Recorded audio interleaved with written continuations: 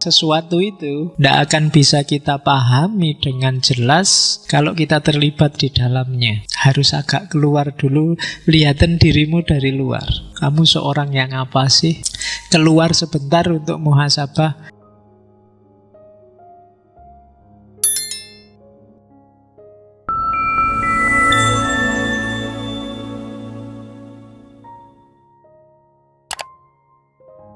Bismillah, Assalamualaikum warahmatullahi wabarakatuh. Bismillahirrahmanirrahim. Alhamdulillahirabbil alamin. Alhamdulillah wa syukrulillah. Wala haula wala quwata illa billah. Allahumma sholli wa sallim wa barik ala habibina wa syafi'ina sayyidina wa maulana Muhammad wa ala alihi wa ashabihi wa ala manittaba'a huda. Amma ba'du. Bismillahirrahmanirrahim. Mari kita mulai melanjutkan ngaji filsafat kita yang ke-100 katanya. Kalau sekali ngaji 2 jam, berarti kita sudah 200 jam ngaji filsafat. Ya, semoga dari 200 jam itu adalah yang masuk sedikit-sedikit. Ya, tidak apa-apa. Yang paling penting ya kalau bisa transkrip nulis bagus. Tapi ya ndak juga ndak apa-apa. Ndak harus galau karena nggak sempat nulis apa transkrip. Nanti kalau kamu sempat transkrip ya atas namamu aja, ndak usah atas namaku. Ya. Jadi silahkan ditranskrip. Yang ndak ya dinikmati aja ngajinya. Yang paling bermanfaat menurut saya kalau ada 1-2 teori, wawasan, hikmah, kefilsafatan yang mengubah hidupmu di level apapun, sedikit atau banyak. Itu kalau dalam agama berarti ilmunya manfaat. Jadi ditulis bagus, cuma tulisan dan perpustakaan itu bukan target terakhir.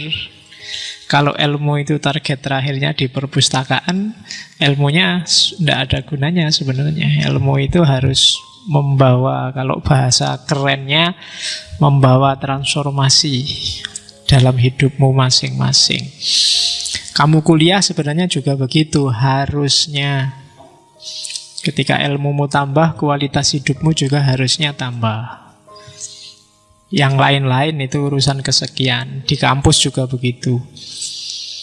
Ilmu dari dosen itu ya harusnya sedikit banyak mentransformasi hidupmu. Kalau ilmunya hanya selesai di ujian akhir, ya ngapain capek-capek. Kalau cuma pengen dapat nilai A, itu rumusnya gampang.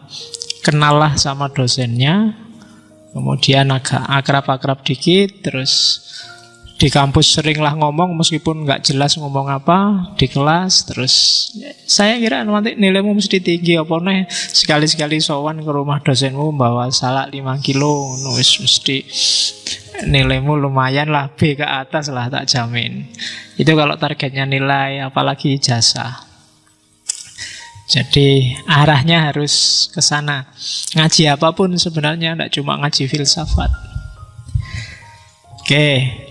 Meskipun hujan-hujan gini kan, saya sering bilang, meskipun hujan gini terus kamu bela-belain ngaji, sebenarnya jasanya bukan padamu, karena yang menggerakkan hatimu kan sebenarnya dia yang di atas. Jadi ucapannya tetap sama-sama alhamdulillah. Saya sering ingetin, tidak perlu bangga. Karena kalau kamu bangga hanya karena hujan-hujan ngaji, berarti tidak ada nilainya ngajimu. Yang rezeki dari hujan malam ini adalah kamu dikasih rezeki, kamu masih sanggup, kamu masih serius untuk ngaji, itu rezeki dari sana. Malam ini kita nyampe ke pluralisme. bagi santri lama, santri tua yang ikut pengajian sejak sesi-sesi awal, sebenarnya dulu sekali pernah ada sesi pluralisme. Cuma pluralisme yang dulu itu konteksnya kita ngomong ontologi metafisika. Malam ini kita pluralisme ngomong konteksnya ideologi. Nanti mungkin agak kita kerucutkan ke agama.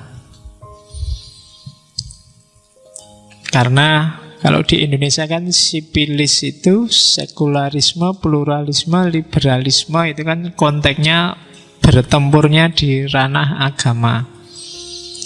Banyak yang suka, banyak yang nggak suka, banyak yang kritik, banyak yang memperjuangkan. Tapi apapun nanti standpointmu, kamu ada di mana, kamu ada di kubu yang pro apa yang kontra, syaratnya satu, kamu harus paham dulu. Seandainya kamu sudah pernah baca-baca, kamu juga harus ngerti petanya.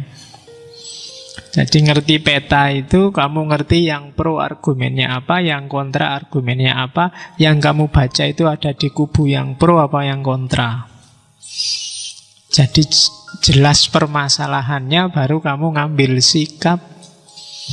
Hari ini banyak orang yang tidak jelas ABC-nya, tiba-tiba mengambil sikap. Tiba-tiba tidak suka, tiba-tiba benci.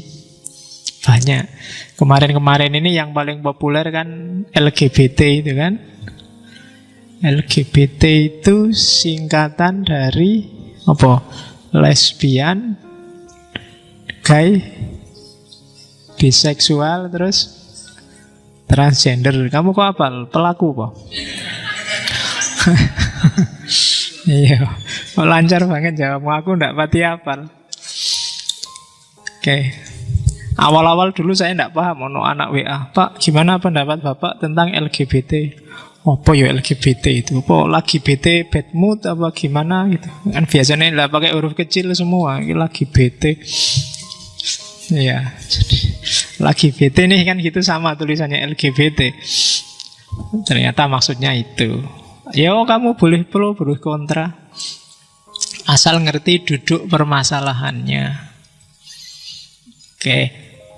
Yang jelas, satu yang tidak boleh benci terhadap apapun, termasuk terhadap pelaku LGBT. Kalau menyimpang luruskanlah, kalau keliru benarkanlah. Kalau tidak pas ya bikinlah pas. Kalau tidak boleh ya peringatkanlah, kan gitu aja. Tidak harus ada benci-membenci.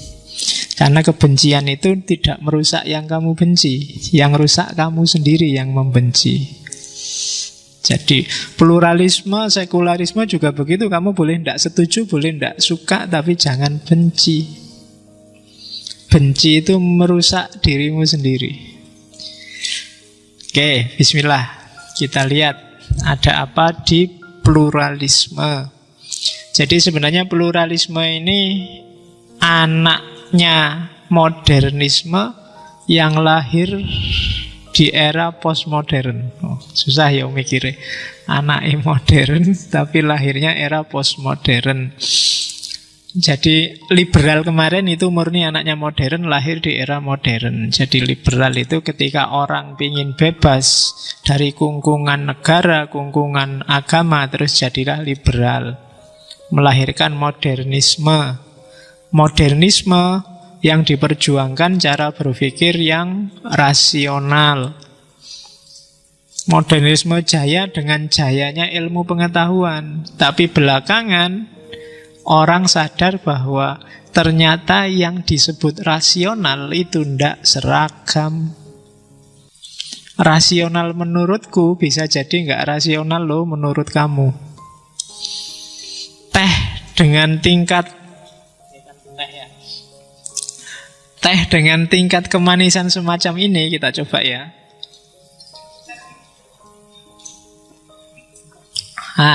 Menurutku manisnya pas. Rasional, berarti komposisinya. Begitu kamu yang minum, mungkin jadi nggak pas. Kalau kayak gini ya terlalu manis, Pak. Loh, rasional menurutku ternyata nggak rasional menurut kamu. Sunat itu, khitan, itu kan bahasa anunya sunat. Saya tidak tahu kok di Indonesia jadi sunat ya. Apa karena memang hukumnya sunnah? Khitan itu sunnah. Khitan itu banyak dikritik orientalis, itu contoh tidak konsistennya kita kadang-kadang. Di Al-Quran itu tidak pernah disebut eksplisit khitan. Di hadis bunyinya sunnah, dalam prakteknya jadi wajib. Itu kan tidak konsisten. Itu kritiknya orientalis. Khitan itu bagi kita yang muslim itu sangat rasional. Tapi bagi kelompok tertentu khitan itu sangat tidak rasional. Nyari penyakit. Wong enak-enak kok malah nyari khitan, itu kan sakit. Orang normal mesti nggak milih itu, ya kan? Seks bebas bagi kita sangat tidak rasional. Dampaknya banyak dalam kehidupan. Tapi bagi kelompok tertentu, beberapa kalangan di barat, seks bebas itu justru sangat rasional. Jadi ternyata yang kamu sebut rasional dan tidak rasional itu macam-macam dalam hidup kita. Dari situlah nanti belakangan lahirlah anaknya modernisme, yang lahir di era postmodern namanya pluralisme. Oh, berarti hidup ini macam-macam. Masing-masing punya nalarnya sendiri, punya cara berpikirnya sendiri, punya perspektifnya sendiri. Yang kemarin ketika kita membebaskan diri dari semua ikatan, pokoknya mikir sendiri yang rasional. Ternyata rasionalitas itu macam-macam. Rasional versiku mungkin tidak rasional versimu. Rasional versi Indonesia mungkin tidak rasional versi Afrika. Itulah nanti cikal bakal lahirnya namanya pluralisme. Oke, kita lihat sekarang. Jadi nyawanya pluralisme adalah doctrine of multiplicity. Biasanya pluralisme itu kalau kemarin di ontologi dijejer sama monisme dan dualisme. Kalau monisme bilangnya segala sesuatu itu hakikatnya sama, satu. Sufi misalnya, bagi Sufi semua yang ada di dunia ini hakikatnya ya Tuhan. Aku Tuhan, kamu dalam kandungan dirimu ada Tuhan, di pohon-pohon, di alam semesta, di benda-benda semua ada Tuhan. Hakikatnya satu. Nah, itu namanya monisme. Nanti di luar monisme ada dualisme. Ini lebih naik dari satu, katanya dua. Enggak, hidup ini hakikatnya tidak satu, tapi dua. Ada siang, ada malam, ada panas, ada dingin, ada cowok, ada cewek, dan itu beda esensi. Selalu ada pasangan-pasangan. Ada Tuhan baik, ada Tuhan buruk. Ada santri malas, ada santri rajin. Dualisme. Kamu menyebut apapun pasti ada lawannya. Putih lawannya hitam. Kemudian siang lawannya malam. Masjid lawannya ya musuhnya akeh ternyata masjid itu. Oke. Ngaji lawannya ya. Terus itu cara mikir yang selalu nyali antagonisnya, itu namanya dualisme. Bahkan kamu sendiri mungkin ya punya lawan sendiri. Musuhku itu Pak Opo sakarepmu, mungkin bisa sosok orang, mungkin bisa musuhku itu TV Pak. Padahal tiap hari kamu tonton kamu anggap musuh. Karena gara-gara TV saya jadi males Pak. Jadi itu dualisme namanya. Kalau di Yunani kuno nanti ada filosof yang bilang hidup itu isinya cuma dua, cinta dan benci. Segala yang ada di dunia ini cuma ya gradasi dari ekstrim cinta menuju ekstrim benci. Ada yang Setengah di tengah-tengah, ada yang berat ke cinta, ada yang full di cinta, ada yang benci, ada yang... Coba hidupmu dianalisis ya. Seandainya ada gradasi sayap kanan cinta, sayap kiri benci, kamu ada di mana? Kamu ada di tengah-tengah, apa berat ke kanan, apa berat ke kiri? Ya kamu sendiri yang ngerti. Itu namanya dualisme. Nah, lawannya dualisme, monisme itu nanti ada pluralisme. Jadi ndak dua, bahkan banyak. Ndak cuma ada siang, ada malam, ada sore, ada pagi, ada senja, ada gelap gulita, malam pekat. Jadi ndak harus ada dua, bisa ada banyak. Bahkan tadi kan ndak cuma laki-laki dan perempuan, ada L, ada G, ada B, ada T loh. Sekarang jadi banyak. Dulu kamu ngertinya ya hidup ini laki-laki dan perempuan. Ada cowok yang ke perempuan-perempuanan, ada perempuan yang ke cowok-cowokan. Ada yang lelaki sejati tapi gayanya perempuan. Ada yang kan banyak macam-macam itu sudah. Itu makanya fatwa itu ndak gampang, lo harus jelas.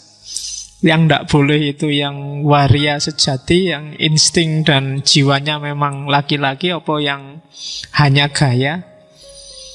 Yang ndak boleh itu kondisinya, apa perilakunya, apa organisasinya, apa promosinya, apa aktivitasnya juga harus jelas. Makanya bahasnya harus panjang. Kalau ndak ngerti, kita ndak usah ikut-ikutan ngomong, kita jadi penonton aja. Karena sekarang semua orang kan jadi komentator.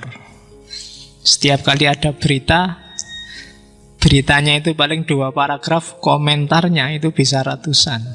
Itu pinter media. Nanti berita yang sama di copy paste, cuma ditambahi 1 paragraf dari berita yang awal, diambil 1 paragraf, 2 paragraf kedua judulnya diganti, kamu rame lagi komentar. Itu dunia kita hari ini. Jadi ada monisme, dualisme, pluralisme. Malam ini kita ngomong yang pluralisme. Jadi substansi itu banyak, tidak tunggal. Dalam hidup kita ya manusia aja, tubuhmu ini kan macam-macam substansinya. Kalau yang dualisme bilang hidup ini ya ada jasmani, ada rohani. Yang monisme bilang hidup itu ya hakikatnya adalah rohani, hakikatnya adalah jiwa, hakikatnya adalah Allah. Itu namanya monisme. Tapi kalau pluralisme bilang ya tidak sesederhana itu. Hidup itu ada jasmani, ada rohani, ada akal, ada insting, ada jasmani pun macam-macam. Ada jasmani yang keras kayak tulang, ada jasmani yang lembek kayak apa ya? Sudah kadang ngomong mau ngasih contoh ndak enak.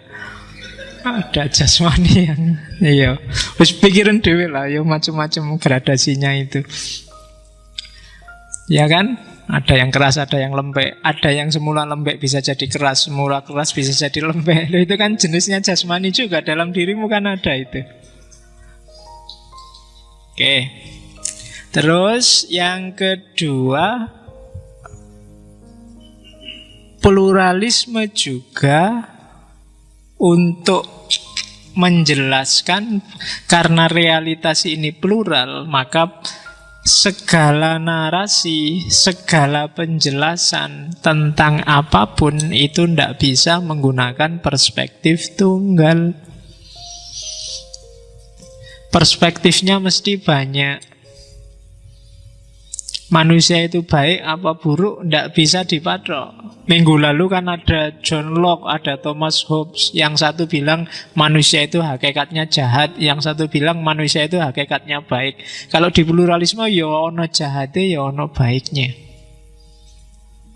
Sisi apanya baik, sisi apanya jahat. Kadang-kadang sisi yang baik ini jadi jahat, yang jahat jadi baik. Itulah manusia, perspektif. Jadi itu yang kedua. Jadi yang pertama ngomong bahwa realitas ini plural, macam-macam. Oleh karena itu semua narasi, semua penjelasan tentang realitas harusnya juga tidak tunggal. sudut pandang itu yang ketiga, yang epistemologis, sudut pandang terhadap realitas. Oleh karena itu ya bisa jadi melihatnya dari arah yang berbeda, hasilnya berbeda, tapi sama-sama benar. Yang apa ya contohnya yang sama-sama benar? Misalnya teh ini, ayo yang tak pegang ini warnanya apa? Kamu bilang coklat pak, lihat tehnya. Yang satu loh, yang dipegang kan gelas sih. Terus kamu bilang putih pak gelasnya. Ya kan? Jadi satu bilang coklat, satu bilang putih. Itu kan perspektif namanya. Dua-duanya sama-sama benar. Atau kalau kamu ingin nyalah, ya sama-sama salah, sama-sama tidak komprehensif. Itulah pluralisme. Bahkan nanti kalau masuk pluralisme agama, ayat-ayat Al-Quran pun sama kayak saya pegang gelas ini. Yang satu menafsir lihat apanya, menyimpulkan apa. Yang satu lagi nafsir lihat apanya, menyimpulkan apa. Oke, jadi intinya pluralisme berarti doctrine of multiplicity. Jadi multiply, apa-apa itu ternyata banyak, tidak tunggal. Mikrofon ini barangnya sih satu mikrofon saja, tapi komponennya kan banyak. Yang masing-masing komponen ini ada fungsinya, tidak bisa dicampur. Tapi semuanya sama-sama benar. Kalau komponen ini dipisah, namanya bukan mikrofon lagi. Untuk jadi mikrofon, dia harus gabung.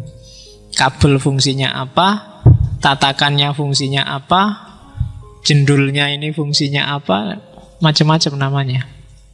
Oke. Belum lagi perspektif. Kamu melihatnya apanya, fungsinya apa, barangnya.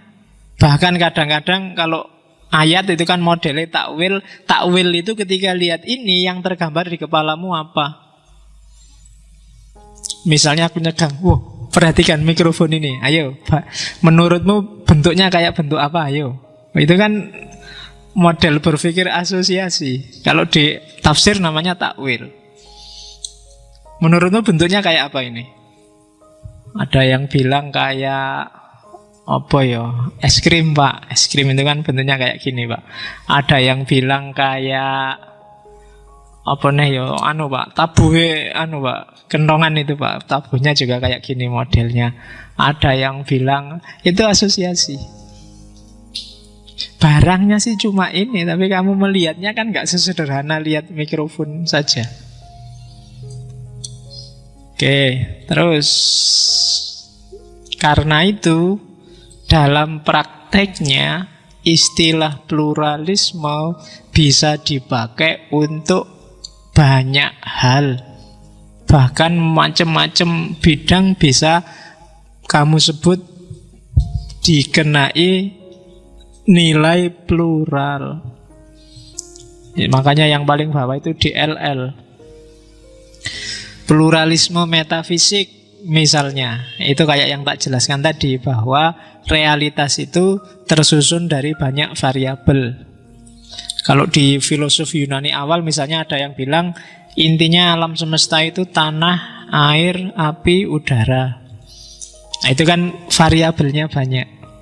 Atau realisme epistemologi, kayak tadi, cara mikir. Macam-macam cara mikir melihat realitas yang sama, itu bisa kamu simpulkan sebenarnya sama-sama benar. Masing-masing punya perspektif sendiri. Itu namanya pluralisme epistemologi. Baik versi Jawa mungkin beda dengan baik versi Arab. Sopan versi Jawa mungkin beda dengan sopan versi Arab. Itu perspektif. Dulu saya sering diceritain kalau orang Arab itu dipegang pantatnya marah, dipegang kepalanya ndak apa-apa. Kebalikannya orang Indonesia. Orang Indonesia disenggol kepalanya marah, disenggol pantatnya ndak. Marah ndak? Iya, sapa sing nyenggol ya? Ya. Ya orang Arab juga gitu ya. Siapa yang berani nyenggol kepala siapa dulu? Nyenggolnya keras apa enggak? Nah, kalau keras ya nggak mungkin nggak marah kan? Iya. Megang pantat juga gitu. Konotasinya apa dulu? Kalau yang megang LGBT tadi ya urusannya beda. Nah, itu namanya perspektif. Lihatnya dari mana dulu? Ya kan? Senyum aja kan, kamu senyum misalnya, oh itu kan orang melihatnya multi perspektif. Oh senyummu kok sinis banget. Ada yang bilang, oh senyummu kok manis banget. Oh senyummu kok melecehkan banget. Ya kan, ada yang, oh kamu senyum kok nggak berhenti-berhenti. Memang model mulutnya begitu. Jadi itu namanya perspektif. Pluralisme etika juga begitu. Jadi moralitas itu tergantung wilayah, tergantung di mana, tergantung siapa pelakunya. Jadi sopan dan tidak sopan, bermoral dan tidak bermoral itu juga plural. Misalnya, sopan nggak kamu main ke rumahnya temenmu pakai celana pendek? Nah, itu kan kamu harus pinter membaca realitas. Kalau nggak kamu bisa salah paham. Sopan nggak kalau kamu dikasih makan, misalnya kamu bertamu, disuguhi makan, dihabiskan. Nah, itu juga harus dicek di mana itu, tentang apa, dalam budaya mana. Mungkin ada budaya yang kalau dikasih makan ya jangan dihabiskan. Kalau dihabiskan kamu kelihatan ndak sopan, apa nek orang Jawa ngarani ngeragas. Yo, jadi yo sisain lah dikit-dikit biar nggak kelihatan serakah, rakus, geragas. Atau di budaya tertentu juga yo harus dihabiskan. Kalau nggak dihabiskan yang punya rumah tersinggung. Oh, itu kan kamu harus pinter karena realitas itu plural. Pluralisme politik berarti sistem pemerintahan yang menerima, menolerir adanya keragaman. Semua nanti biasanya pluralisme politik itu manifestasinya biasanya modelnya demokrasi. Semua variabel warga, variabel rakyat, segala organisasi punya hak dan kewajiban sendiri-sendiri. Suaranya juga harus didengarkan, nggak boleh ada yang didiskriminasi. Itu namanya pluralisme politik. Di Indonesia ditafsirkan jadi multipartai. Jadi politik ternyata juga plural, etika juga plural, cara berpikir juga plural, bahkan nanti agama juga plural, ada pluralisme agama. Nanti kita bahas secara khusus. Jadi dan hampir semua level kehidupan manusia itu plural. Beda sama hewan. Kalau hewan biasanya hidupnya monoton. Jadi bisa ditebak. Makanya hewan itu gampang diatur. Bebek itu tidak pernah dikasih kursus, tapi di orang angon tiap hari itu dia manut. Kalau orang ngeplang kanan dia belok kiri, kalau orang ngeplang kiri dia belok kanan. Itu bebek. Nggak bisa dia bikin perspektif baru. Nggak pernah ada yang punya gagasan baru kreatif. Bebek yang kreatif, kalau nganan dia tiba-tiba ikut nganan, nggak ada. Semua manut. Beda sama manusia. Jadi oleh karena itu karakternya hidup kita adalah plural. Ini yang bikin berat. Siapapun yang cara mikirnya mono, apa mono tadi, monisme. Karena kenyataan hidup ini plural, kalau cara berpikirmu linier dan tunggal, kamu akan pontang-panting memahami realitas. Kamu akan banyak ketabrak fakta baru yang tidak sama dengan perspektifmu. Mau tidak mau kamu harus siap menghadapi pluralitas. Bahwa kamu setuju yang mana ya monggo. Bahwa menurutmu yang lebih benar ini warna coklat, karena putih itu sekarang sudah dikasih teh jadi coklat. Tidak apa-apa, tapi kamu harus mengakui dan menerima ada orang yang punya pendapat ini warnanya putih. Kalau kamu ngeyel yang punya pendapat putih itu pasti salah, kamu akan kesusahan dalam hidup sehari-hari. Oke, jadi itu pluralisme. Tipe-tipenya banyak, itu contoh tipe saja ya, tidak terbatas itu. Jadi nanti isinya banyak. Semua level hidupmu itu ada pluralitasnya. Mulai level individu sampai level sekarang dunia sosial dan politik. Itu isinya pluralitas. Terus, nah, ada jenis-jenis mikir gaya pluralis. Namanya nalar pluralisme. Oke, yang pertama, ketika kamu mikir dengan gaya perspektif kayak tadi, itu berarti kamu seorang pluralis. Namanya perspektifal pluralisme. Ngaji ini kayak gimana sih?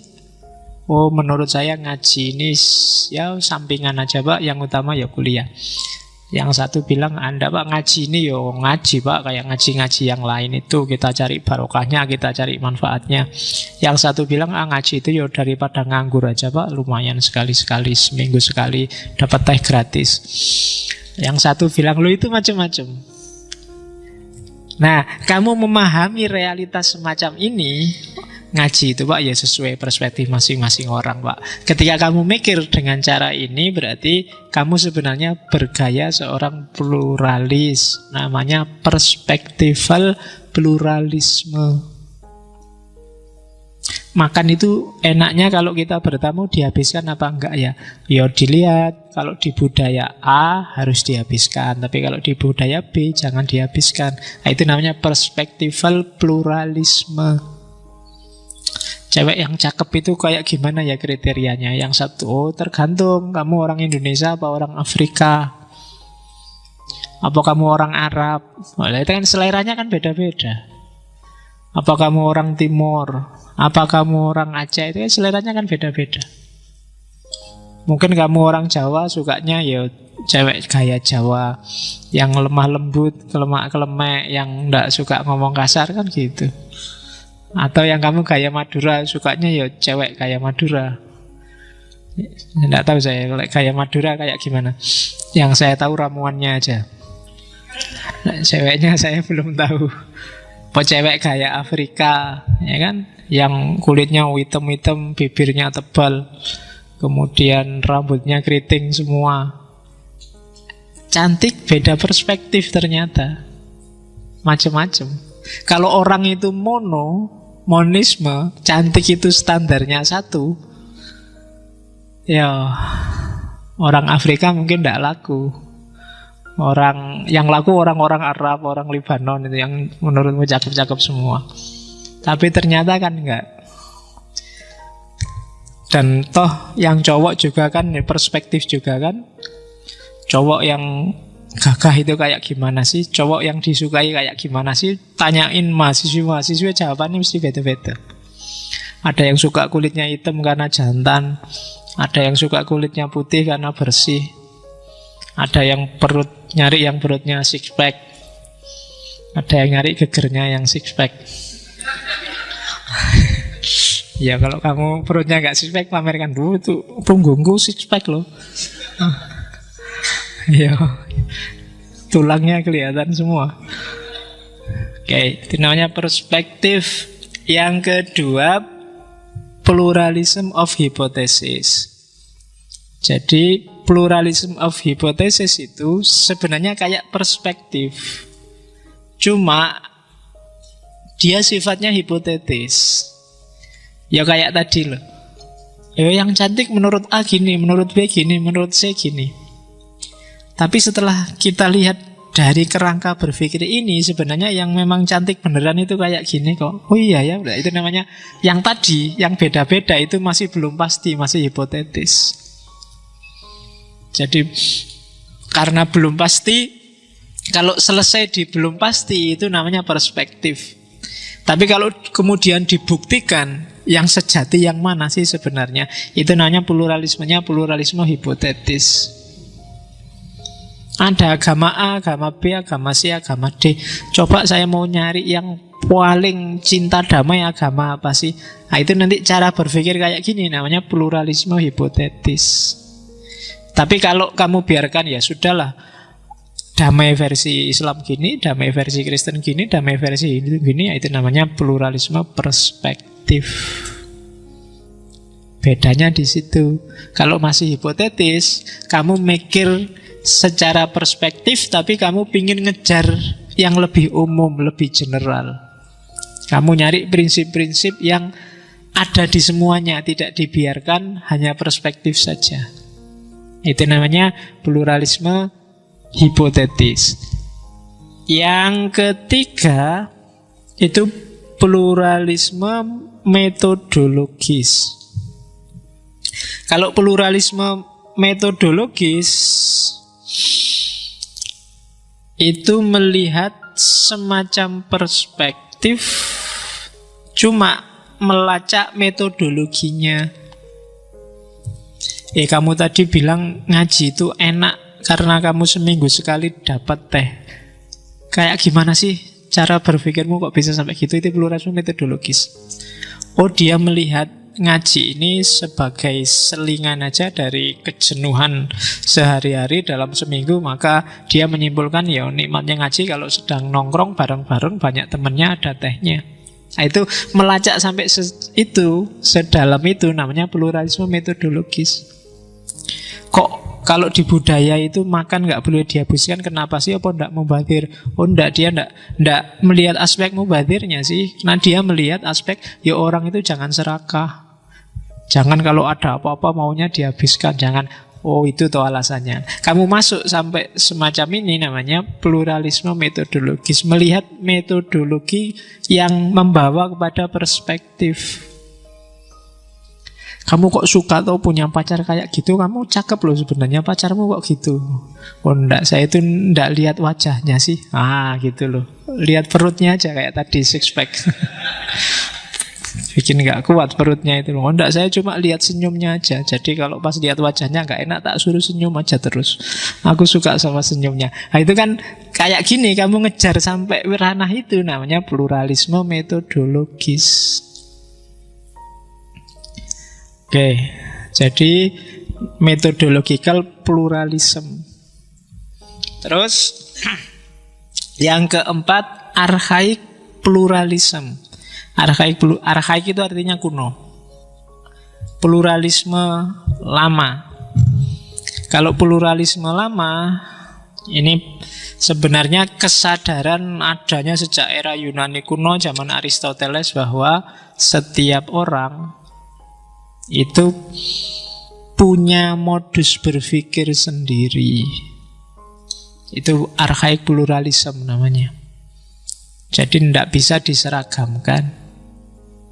Setiap filosof punya dunianya sendiri, punya cara berpikirnya sendiri, meskipun nanti hasil pemikirannya bisa juga dipahami orang lain, karena di bawah sinar matahari ini nggak ada yang sama sekali baru. Jadi archaik pluralisme itu pluralisme gaya lama. Aku ndak setuju Hegel, tapi aku paham yang dimaksud oleh Hegel. Jadi mengakui kebenaran meskipun tidak harus setuju dengan kebenaran yang dibawa oleh para filosof, para pemikir. Jadi ini kalau yang arhaik itu yang disasar adalah kondisi ontologis masing-masing orang dalam memahami sesuatu. Archaik pluralisme itu nanti pada era posmo melahirkan gaya berpikir hermeneutik. Cara berpikir yang mempertimbangkan pluralitas. Jadi pluralisme, cara berpikir pluralis itu ada perspektif, ada hipotetis, ada metodologis, ada archaik. Kalau kamu ngaku seorang pluralis, berarti ada salah satu dari gaya ini yang kamu pakai. Kalau kamu anti pluralis, jangan sekali-sekali pakai satu di antara 4 ini. Karena kalau kamu pakai, berarti ada kontradiksi, katanya anti pluralisme. Kok masih pakai? Oke, jadi itu macam-macam nalar yang namanya pluralisme. Oke, sekarang kita lihat kebenarannya, biar tidak rancu ya. Jadi kebenaran itu secara umum kan nanti bisa kamu bagi 4. Dari kalau ontologinya itu tadi monisme, dualisme, pluralisme. Kalau kebenarannya itu bisa dogmatisme, skeptisisme, relativisme, pluralisme. Kalau dogmatisme itu jelas, absolutisme, ada kebenaran objektif dan absolut. Pokoknya yang bagus ya ini, sudah tidak bisa ditawar. Yang enak ya mesti ini, sudah nggak bisa ditawar. Itu namanya dogmatis. Jadi kalau kalian entah di level apa, dalam hal apa, berpikir mutlak-mutlakan, tidak salah sih. Kadang-kadang dalam hal tertentu butuh, tapi itu namanya dogmatisme. Warung angkringan yang paling enak di Jogja ya itu, sudah nggak ada yang bisa nyaingi pokoknya. Loh, itu namanya dogmatisme. Dogma tentang angkringan. Jadi pokoknya yang paling cantik, tidak ada yang lain, cuma kamu. Hai, itu juga dogmatisme. Jadi absolutisme itu namanya. Hanya itu dan gak boleh yang lain. Itu namanya dogmatis. Ya, jadi tidak ada yang lebih bikin aku nyaman selain dirimu, itu dogmatis sudah. Jangan. Ya, jadi ya boleh-boleh saja, itu hakmu kok. Bahwa nanti putus nyari yang lain kan tinggal ganti aja. Sekarang yang ini yang dibilang paling cantik. Ya, dari dogmatisme lama ke dogmatisme yang baru. Oke, itu namanya dogmatis. Kalau yang kedua, skeptis. Kalau skeptis itu lawannya dogmatis. Kalau dogmatis semua dipastikan benarnya, kalau skeptis semua dipertanyakan. Apa ya itu angkringan paling enak? Ya, tunggu dulu lah. Jangan dulu, mungkin kesimpulanku salah. Apa ya kamu yang paling cantik? Ya kelihatannya enggak sih, masih banyak di TV apalagi. Jauh lebih banyak yang lebih cakep. Enggak dulu dipending dulu kesimpulannya. Apakah cintamu buat aku satu-satunya? Jangan dulu deh. Jangan-jangan ini bukan cinta. Atau jangan-jangan kamu bukan satu-satunya. Itu namanya skeptis. Ada apapun skeptis. Ngaji filsafat enak nggak? Yes, nggak mesti juga sih. Coba dibahas lagi deh. Ada manfaatnya nggak? Nggak tahu juga ya. Itu harus dibahas lagi deh. Selalu nggak tegas, selalu meragukan sesuatu, mempertanyakan sesuatu, itu namanya perilaku kebenaran skeptis. Jadi skeptis itu nanti kalau agama namanya agnostik. Jadi tidak tahu menahu, selalu mempertanyakan. Tidak ada titiknya, selalu tanda tanya. Tidak ada kebenaran pasti dan absolut. Terus ada kebenaran relatif. Kebenaran relatif itu kebenaran yang sifatnya itu keliru nulisnya, harusnya subjektif. Biar aja lah, biar kamu ingat, bukan objektif. Jadi kebenaran itu sifatnya tergantung masing-masing individu, masing-masing kelompok, masing-masing konteks, masing-masing aliran. Ya kayak tadi, tergantung. Jadi pokoknya segala hal itu tergantung pokoknya. Itu namanya relatif. Oke, ditraktir enak nggak? Ya tergantung. Yang traktir siapa, ditraktir di mana, dalam kondisi apa. Ya kan? Kalau yang traktir musuh tidak. Yang traktir teman tapi dalam kondisi sakit perut mencret, enggak usah. Segalanya tergantung, enggak ada satupun yang pasti, itu namanya relatif. Oke, sholat itu bikin hati tentram enggak? Ya enggak mesti juga, tergantung. Wah, itu tergantung. Kalau kita tahajud terus rasanya tentram enggak mesti juga. Kalau bareng sama siaran langsung sepak bola juga tidak kusuk juga sholatnya, khawatir ada gol. Jadi relatif juga. Itu namanya berperilaku relatif, menyikapi segala hal itu sifatnya tergantung. Punya pacar cantik seneng enggak? Tergantung. Ya kan enggak mesti seneng kan punya pacar cantik, kadang-kadang malah susah, malah sumpek. Karena kamu tidak tenang hatimu. Tiap hari harus 1 menit sekali harus mention pakai WA, pakai Facebook. Kalau nggak dijawab, kamu panik mesti. Wah, di mana ini nggak dijawab-jawab? Jangan-jangan kan mesti gitu. Khawatir sama yang lain. Ya, jadi malah tidak tenang.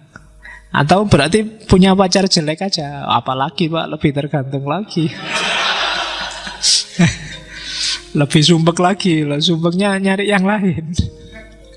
Jadi ya, segala hal itu relatif. Enak mana, naik mobil sama naik motor? Tergantung juga. Enak mana, lulus cepat apa lulus lama? Tergantung juga. Banyak loh yang lulus cepat terus sumpeknya lebih cepat. Karena habis lulus mau ngapain ini, puyeng lagi. Relatif. Dapat nilai A lulus cum laude, seneng enggak? Ya tergantung juga. Ada loh yang lulus dapat A malah enggak seneng, ya biasa aja. Dapat A loh Mas. Iya Pak, sudah saya duga Pak, saya itu pinter masalahnya. Nah ya kan enggak. Jadi intonasinya itu dia enggak bahagia, biasa aja Pak, sudah sering saya dapat A itu enggak kaget. Ya. Iya. Loh ya kebalikannya, dapat E juga banyak yang begitu. Mas, yo iyalah Pak, wong saya enggak pernah masuk dapat E. Wajar itu Pak, enggak kaget ya, sudah diramal sejak awal. Jadi relatif, tergantung. Oke, beda sama pluralis. Kalau pluralis itu kebenaran itu tidak semata-mata tergantung, tapi kebenaran itu tersebar. Tersebar itu ada berbagai versi.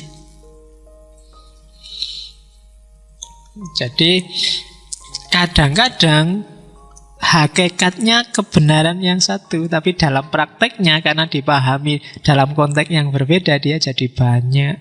Itu kebenaran pluralis namanya. Jadi kebenaran pluralis itu hubungannya sama ketika orang menyikapi macam-macam perspektif. Misalnya, menurut ini A, menurut itu B, menurut ini C, tapi sebenarnya intinya sama kok, ini. Nah, itu pluralis namanya. Menurut dia C, menurut dia D, menurut dia E, tapi sebenarnya intinya ini kok.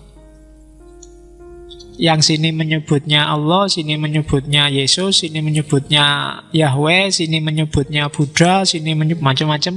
Hakikatnya sebenarnya, nah itu gaya pluralis.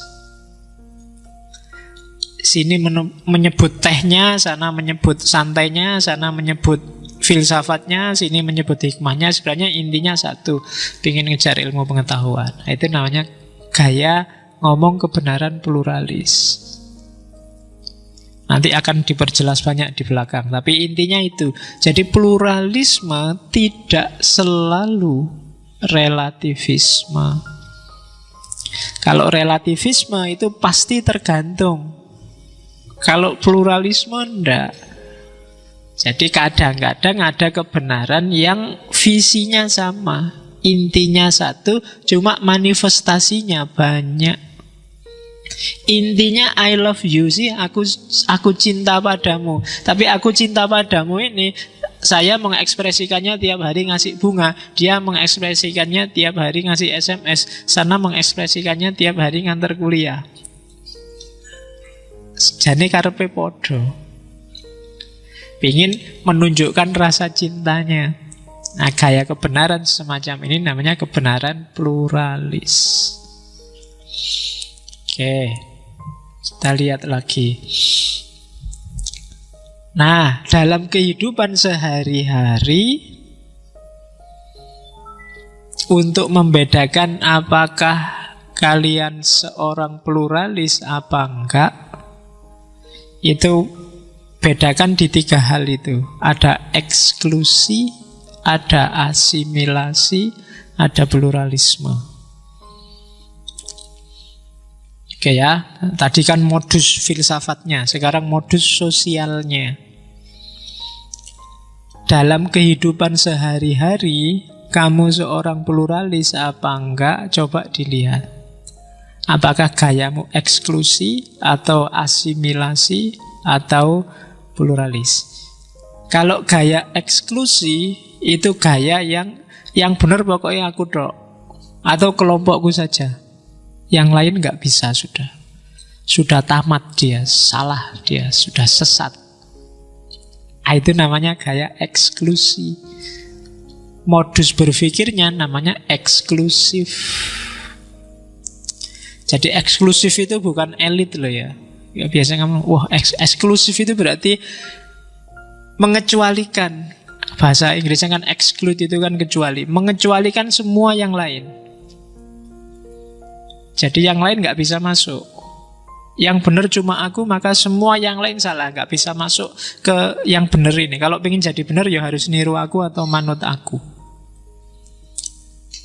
Oke, itu namanya eksklusi. Nah, ada yang lebih sopan apa? Lebih bagus atau lebih beda dengan eksklusi, yaitu asimilasi. Yo, yang paling benar sih aku. Nah, yang lain bisa juga benar, cuma dia harus gini dulu biar cocok sama aku.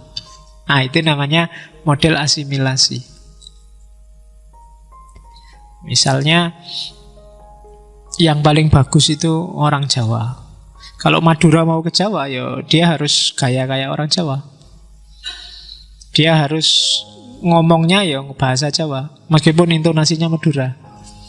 Tapi baru dia disebut Jawa, itu asimilasi. Karena Jawa lah yang paling baik, itu asimilasi namanya. Kalau eksklusi, tidak boleh ada Madura masuk. Jawa ya Jawa. Madura itu antitesisnya Jawa, misalnya. Nah, itu namanya eksklusi. Ya. Nah, kalau asimilasi, Madura mau masuk, boleh, tapi ngomong Jawa dulu ya. Tapi bergaya Jawa dulu ya. Tapi ya itu namanya asimilasi. Oke, ya nanti orang Maduranya kan terus ngomong, oh, saya asli Jogja Pak.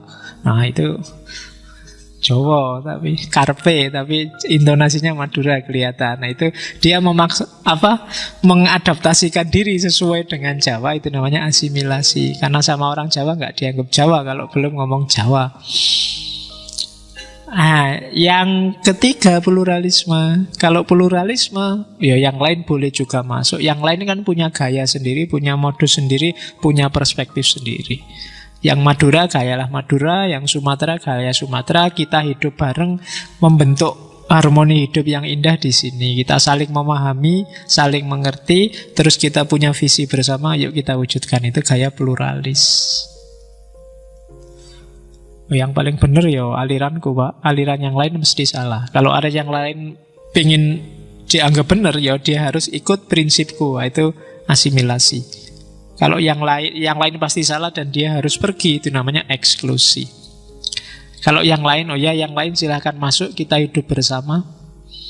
Silahkan dengan gayanya masing-masing, asal nggak saling nabrak. Nah, itu namanya pluralis. Kita saling memahami. Nah, jadi kamu seorang pluralis atau tidak, coba perhatikan gaya hidupmu. Kamu orang yang suka mengecualikan. Mengecualikan itu ya berarti menyesatkan, mengkafirkan, memurtadkan atau tidak. Atau orang yang suka ngasih syarat. Oke, kamu tak terima, tapi syaratnya gini ya. Oh, Ahmadiyah bolehlah masuk kelompok kita, syaratnya dia nggak boleh berpendapat ini, nggak boleh berpendapat ini, dia harus tobat dari ini, dari nah itu namanya menuntut asimilasi. Tapi kalau pluralis, ya silahkanlah kamu yakini keyakinanmu itu, tapi jangan nyenggol kepentinganku ya. Kita hidup bersama harmoni. Tolong dipahami saya juga mencoba ngerti kamu, karena kita hidup di ranah yang sama, kita punya visi bersama, ya ayo hidup bareng. Itu namanya pluralis. Ya ini pilihan hidup. Saya nggak ngomong yang paling benar yang mana. Kebijaksanaan praktismu yang harus main. Monggo kamu pilih yang relevan untuk hidupmu yang mana. Mungkin dalam konteks tertentu kamu harus bergaya eksklusi. Kadang-kadang kamu harus main asimilasi, tapi seringkali kamu harus bergaya pluralis. Jadi tidak harus dipatok. Sesuaikan dengan konteksmu masing-masing. Oke. Eksklusi itu misalnya ini area khusus cowok. Ya kadang-kadang kan harus gitu. Kalau ada cewek masuk habis dia. Sudahlah, jangan ikut-ikutan masuk. Kalau asimilasi, kalau ada cewek mau ke sini harus bergaya cowok dulu ya. Jangan sampai ketahuan kalau cewek. Hai, itu namanya asimilasi. Kalau pluralis, alah masuk aja nggak apa-apa, asal nggak senggol-senggol ya gawat kalau nyenggol-nyenggol lah itu. Kita bareng-bareng sini, ayo belajar bersama. Itu namanya pluralis. Oke, exclusion, assimilation, dan pluralism. Oke, kita lihat key point-nya. Apa sih dogma-dogma intinya pluralisme itu?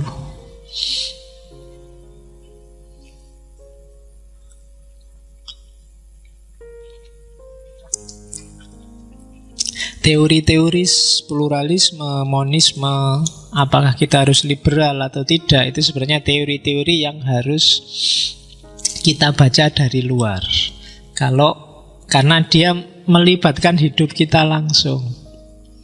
Kenapa harus keluar? Karena sesuatu itu tidak akan bisa kita pahami dengan jelas kalau kita terlibat di dalamnya. Harus agak keluar dulu, lihatan dirimu dari luar. Kamu seorang yang apa sih? Selama kamu masih terlibat di dalamnya, biasanya tidak bisa objektif. Keluar sebentar untuk muhasabah. Anggap aja kamu sedang hadapan-hadapan dengan dirimu sendiri, terus dicek. Karena ketika kamu masih sangat terlibat dengan dirimu sendiri, kamu nggak bisa metani. Apa ya metani itu bahasa Indonesianya? Ngoreksi ya, agak beda. Kalau ngoreksi itu nyari-nyari mana yang, tapi metani itu kayak milah-milah apa ya, metani beda sama mateni. Cuma kalau di kampung itu metani kelanjutannya pasti mateni. Petan itu kan nyari kutu itu. Kalau sudah ketemu dibalik dari metani jadi mateni. Oke. Jadi itu harus keluar.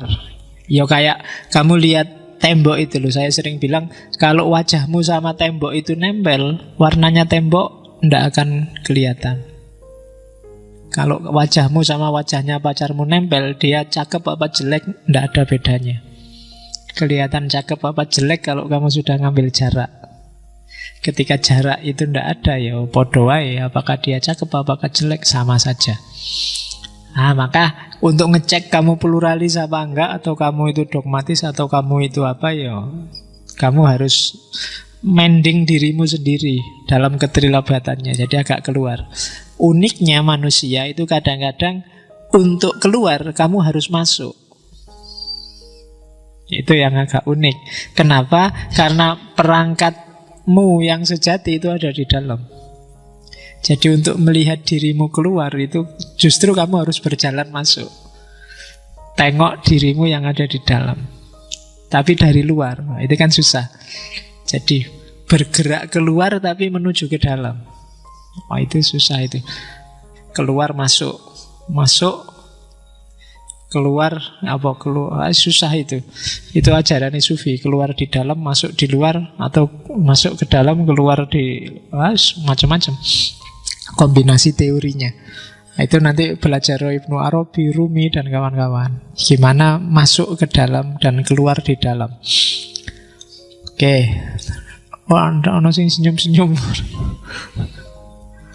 Ada apa dengan keluar di dalam dan masuk di... Terus, poin yang pertama adalah ingat-ingatlah bahwa pluralisme itu tidak sekedar pluralitas. Ya, banyak orang ngomong, loh kalau Islam itu pro pluralitas tapi tidak pro pluralisme. Ya nanti dulu, ayo dilihat sih. Pluralisme memang tidak sekedar pluralitas. Kalau pluralitas itu pasif. Pasif itu, oh iya ada banyak agama, selesai. Oh iya ada banyak perspektif, selesai. Tapi pluralisme juga energetic engagement with diversity. Kamu juga terlibat aktif. Jadi nggak sekedar oh ya ada banyak aliran, oh ya ada banyak kelompok. Lah terus ngapain kalau ada banyak kelompok itu? Apa yang harus kamu lakukan terhadap banyak kelompok, terhadap keragaman di sekelilingmu? Jadi energetic engagement. Energetic itu ya energik, aktif, engagement itu keterlibatan. Kamu harus terlibat langsung dalam keragaman itu. Kamu harus milih sikap. Harus diapain kalau beragam. Pak, teman saya loh Pak, ada yang pemarah, ada yang pemurah, ada yang ngamuan, ada yang santai, ada yang... Iya kan tidak sekedar ya selesai gitu. Tapi lah terus ngapain? Kalau punya teman macam-macam itu. Terhadap temanmu yang pemarah kamu ngapain? Terhadap temanmu yang pemurah kamu ngapain? Nah, itu energetic engagement. Nggak sekedar didiamkan saja. Jadi pluralisme ya tidak sama memang dengan pluralitas. Awalnya pluralisme ya pasti pluralitas. Jadi pluralisme itu pluralitas yang kelanjutannya. Jadi kalau ada yang bilang ya pluralisme beda lah sama pluralitas. Iya beda, tapi itu nyambung sebenarnya. Dari pluralitas menjadi pluralisme. Karena dia aktif, maka pluralisme yang kedua tidak sekedar toleransi.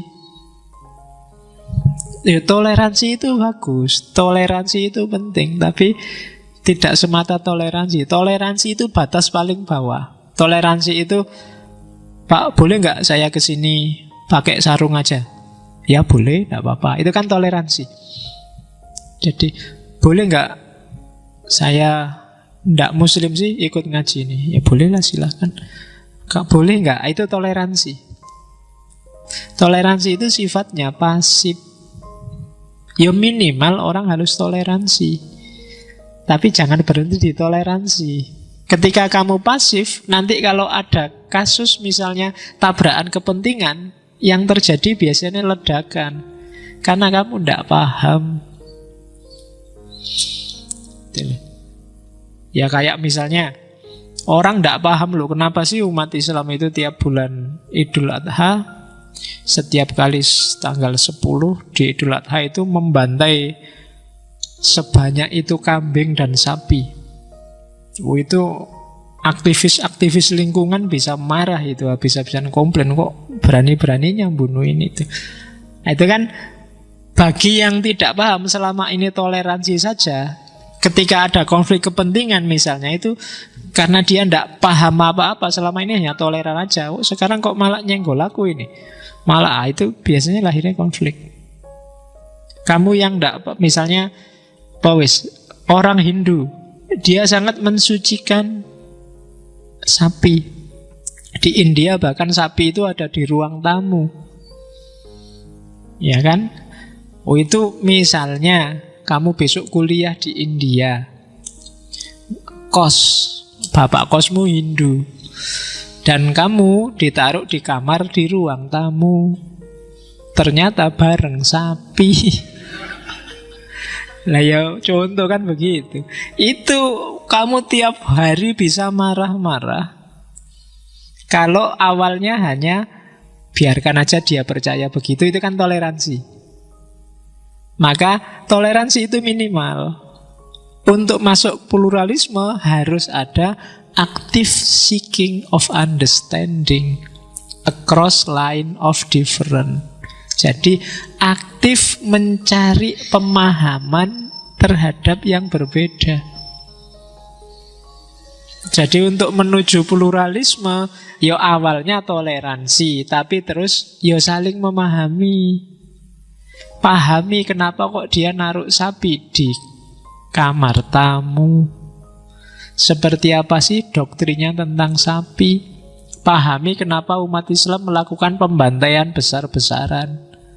Pahami kenapa seorang muslim harus dipotong anunya kalau sudah balik. Yang laki-laki namanya sunat. Ya kan tidak bisa terus kalau nggak paham. Wah, orang Islam tetanggaku ini kok anaknya dipotong anunya, ini kekerasan, ini dilaporkan polisi harusnya. Loh iya, dipahami dulu dong perspektifnya dia. Karena nggak selalu yang tampaknya keras itu kan kekerasan. Kamu pacaran sama pacarmu di pinggir pantai terus pukul-pukulan, jiwit-jiwitan, yang nggak ngerti, wah kekerasan ini. Ya kan kamu kan nggak bisa lapor polisi terusan. Maka active seeking of understanding itu konteksnya apa sih? Tidak sekedar toleransi. Tadi kamu toleransi, biar aja urusannya sendiri pacaran.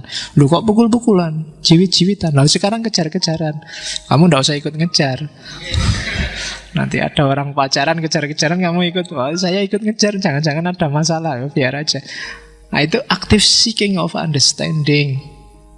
Jangan sekedar toleransi. Ya boleh lah minimal toleransi. Tapi kan ketika hanya toleransi, mudah terjadi konflik karena kamu nggak ngerti maunya. Oke kan, bagi kamu yang nggak ngerti kan, apa orang Kristen itu ibadah kok nyanyi-nyanyi lah, sambil makan roti, sambil minum sirup lah. Maka kan kelihatannya kok lucu, so, sambil minum, makan roti, nyanyi-nyanyi, masuk gereja pakai sepatu, masih kotor, ya kan. Pemaknaannya sangat beda dengan kita. Mungkin sana juga tidak paham apa orang Islam itu pakai sarung, tidak pakai sempak, terus masuk ke misalnya contohnya ngono. Jadi active seeking of understanding. Oke, kalau tidak gitu kita akan sering konflik karena kita punya sistem makna yang beda-beda.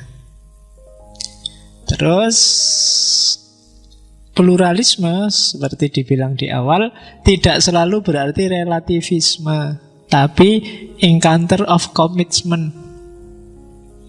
Jadi saling mempertemukan komitmen. Jadi pluralis itu, aku tiap hari Jumat jam 12 ada sholat ya, pamit sebentar dari kantor. Oh iya, saya juga kayak gitu, cuma kalau saya minggu sih. Nah, komitmen. Jadi ndak relativisme membiarkan, apalagi semata-mata nganggap sama semua. Sebagaimana aku meyakini kebenaranku, aku terima kalau kamu meyakini kebenaranmu. Itu pluralisme. Kita masing-masing saling menegaskan komitmen dalam hidup kita yang bersama. Oleh karena itu, seperti di yang terakhir itu, bahasa pluralisme adalah bahasa dialog and encounter. Jadi harus terbuka, saling dialog, saling bertemu. Jangan jauh-jauhan sekedar toleransi, bukan urusanku itu urusanmu. Tidak, ketemu, saling paham, dan dialog. Dari situ akan lahir situasi sosial yang lebih kondusif. Jadi key point-nya itu energetic engagement with diversity, active seeking of understanding across line of different, dan encounter of commitment, serta dialog and encounter. Keyword-keywordnya itu kalau pengen jadi seorang pluralis. Oke. Terus untuk membentuk satu konstruksi masyarakat yang pluralis, Syaratnya apa? Yang pertama, harus ada nilai-nilai bersama yang dianggap berharga bersama-sama, yang disepakati. Ya, aku muslim, kamu non-muslim, tapi kita hidup di desa yang sama. Mari kita bikin desa kita ini aman, tentram, damai. Nah, aman, tentram, damai itu nilai bersama yang diperjuangkan bersama. Kita ada di Indonesia bareng-bareng, kita punya kesepakatan nilai namanya Pancasila. Nah, itu nilai bersama. Kalau nggak ada nilai bersamanya, biasanya susah orang untuk diajak hidup bareng. Kalau kamu nggak punya visi yang sama di tengah masyarakat yang kamu sangat berbeda, itu biasanya tidak akan lahir masyarakat yang pluralis. Lahirnya konflik. Itu yang kadang-kadang misalnya di Jogja sering ada konflik. Masyarakat daerah tertentu punya tradisi tertentu, gaya hidup tertentu. Di satu desa yang sudah punya gaya hidup sendiri, nilai yang diperjuangkan berbeda, akhirnya clash antara penduduk lokal sama pendatang. Untuk bisa ndak clash, harus ada nilai-nilai bersama yang dianggap cocok untuk bareng-bareng. Syarat pertama itu. Syarat kedua, dasar hubungannya adalah itu tadi, toleransi dan mutual respect, saling memahami, saling menghargai. Kalau toleransinya sudah nggak ada, nggak akan lahir pluralismenya. Minimal harus ada toleransinya. Kalau orang sudah tidak mau toleran, ya sudah wassalam, cerai saja, pisah saja, daripada konflik. Kamu sama temanmu juga begitu. Kok temanmu tidak bisa toleran, tidak bisa memahami dirimu, egonya sendiri yang main, mending menurut saya jangan dipaksakan bareng, akan saling menyakiti. Maka harus ada mutual understanding, mutual respect. Kamu satu kos, sekamar berdua, yang satu suka lagu keras, yang satu suka lagu dangdut. Oh, itu kan siksaan tersendiri kalau ndak mutual understanding, ndak saling toleran.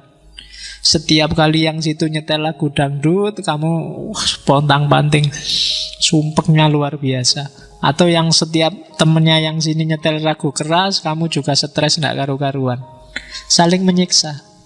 Yang satu kalau tidur lampunya harus nyala, yang satu kalau tidur lampunya harus mati. Akhirnya sama-sama nggak tidur semalam. Anak rebutan. Maka harus ada mutual understanding, mutual respect dan dialog. Yang ketiga, ruang publiknya harus sehat, terbuka, komunikasinya jalan. Bukan logika kekuasaan. Kalau logika kekuasaan, ruang publiknya nggak sehat. Siapa yang kuat, siapa yang mayoritas, siapa yang dominan, dia yang menang. Tidak akan bisa lahir mutual respect. Yang ada ideologi yang dominan, dia yang mendominasi.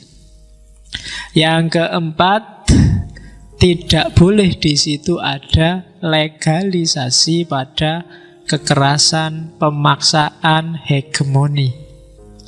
Kalau ada satu saja aturan yang membolehkan hegemoni, dominasi, apalagi kekerasan, tidak akan bisa lahir pluralitas, pluralisme. Tidak boleh ada. Apakah itu undang-undang, apakah itu hukum, apakah itu tradisi adat yang membolehkan maksa, hegemoni, dan yang sejenis itu. Kalau ada, tidak akan lahir masyarakat pluralis. Oke, jadi itu prasyaratnya itu. Kalau prasyarat itu berarti kalau ini tidak terpenuhi, ya susah kamu membentuk milieu komunitas yang saling menghargai gaya pluralisme. Terus penghalangnya biasanya 1, 2, 3, 4 hal ini. Yang pertama namanya prejudice. Yang kedua namanya etnosentris. Yang ketiga namanya stereotype. Yang keempat namanya diskriminasi. Ini nanti yang jadi sumber ruang publiknya tidak sehat. Yang jadi sumber orang susah mutual respect, mutual understanding.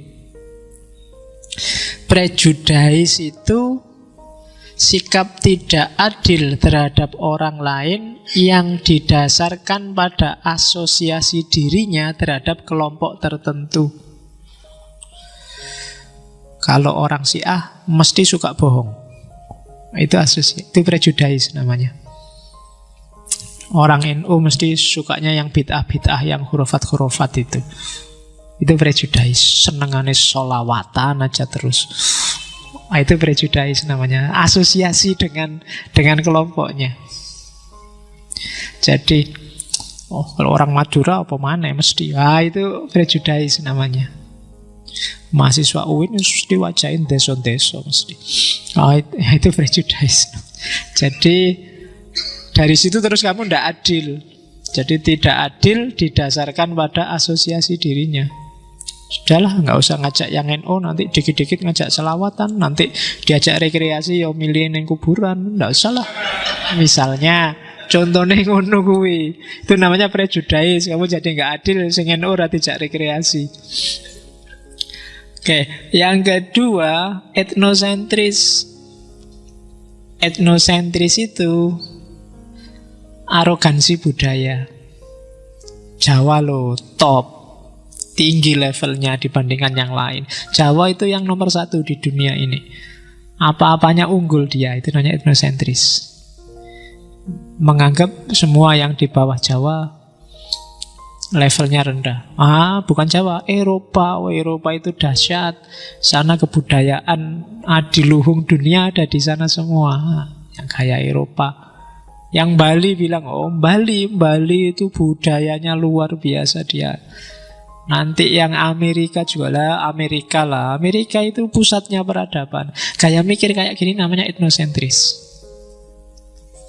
Ya termasuk agama, termasuk etnis, termasuk gaya hidup.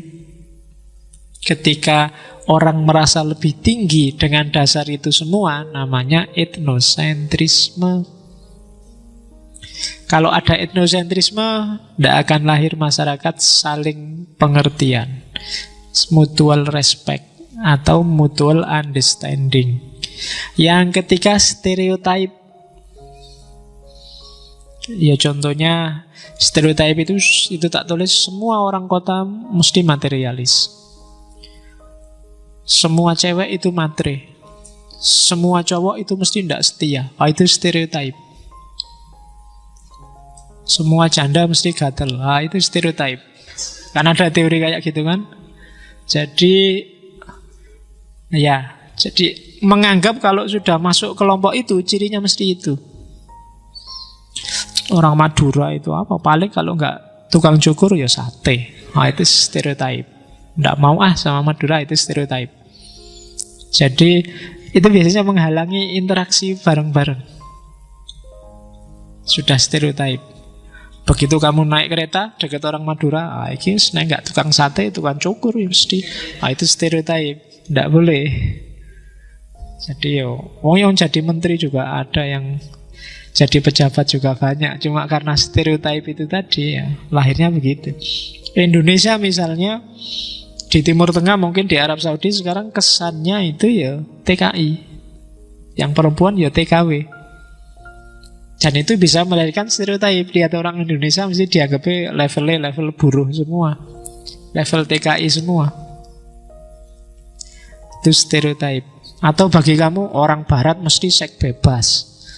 Nanti ada turis perempuan, gimana? Mau ndak? Iya. Mbok anggap pokoknya mesti katok bule, mbok anggap seks bebas mesti wis. Jadi lihat bule perempuan bayanganmu mesti ke situ. Itu namanya stereotype. Terus diskriminasi. Kalau diskriminasi itu ya kamu ngerti sendiri kan. Mungkin gara-gara prejudice, etnosentris, stereotype, nanti dia kamu kecualikan, kamu pinggirkan. Jadi tidak kamu masukkan dalam kelompokmu. Yang lain dapat, dia enggak. Ayo kita jalan-jalan, tapi tidak usah ngajak yang NU, nanti ngajaknya ke kuburan. Anda usah ngajak yang Madura, nanti dia nyari besi dijual. Enggak usah ngajak. Itu namanya diskriminasi. Gara-gara sebab-sebab di atas, kamu kecualikan dia. Itu penghalang-penghalang untuk melahirkan komunitas yang egaliter, saling menghargai. Jadi jangan, hati-hati, jangan prejudis, jangan etnosentris, jangan stereotip, apalagi jangan diskriminasi. Dalam hal apapun, di level apapun. Kalau dalam bahasa agama itu namanya zolim semuanya. Meletakkan sesuatu tidak pada tempatnya. Terus, tadi basis teorinya tentang pluralisme. Sekarang kita masuk yang isu kontroversialnya, pluralisme agama. Jadi dalam prakteknya pluralisme agama itu bisa dimaknai sebagai 4 gaya. Jadi tidak satu sebenarnya dalam prakteknya loh ya, yang disebut pluralisme agama.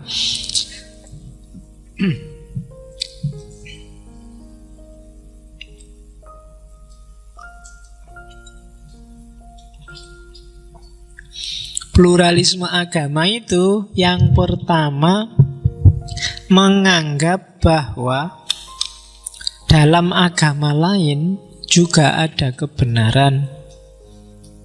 Juga ada kebenaran bukan berarti agamanya benar loh ya. Itu gaya pertama. Misalnya, kalau di Kristen, di Nasrani diajarkan kasih sayang. Itu kebenaran loh, kenapa? Itu di Islam juga diakui kalau ini kebenaran. Dalam Hindu diajarkan menghargai semua makhluk hidup. Itu kebenaran.